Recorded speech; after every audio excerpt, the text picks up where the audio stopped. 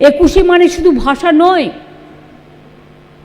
একুশে মানে মানবিকতা, একুশ মানে সর্বভাষার সংহতির এক দর্পণ।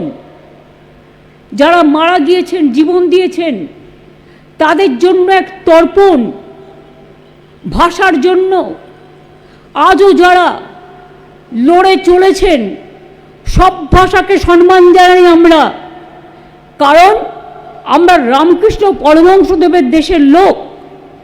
যে মাটিতে রামকৃষ্ণ পরমহংসদেব জন্ম নেন, রবীন্দ্রনাথ ঠাকুর থেকে শুরু করে, নেতাজি সুভাষচন্দ্র বোস থেকে শুরু করে, ঈশ্বরচন্দ্র বিদ্যাসাগর থেকে শুরু করে, রাজা রামমোহন রায় থেকে শুরু করে, দেশবন্ধু চিত্তরঞ্জন দাস থেকে শুরু করে, মাতঙ্গিনী থেকে শুরু করে, বিনয় বাদল দীনেশ থেকে শুরু করে, মাস্টারদা সূর্য সেন থেকে শুরু করে, অতুল প্রসাদ থেকে শুরু করে, রজনীকান্ত থেকে শুরু করে, লালন ফকির থেকে শুরু করে, কেউ বাকি নেই।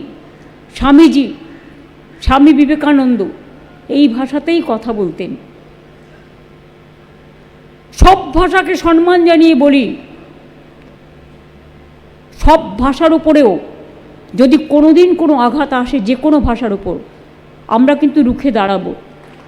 কিন্তু দয়া করে আমাদের ভাষাটাকে অসম্মান করবেন না।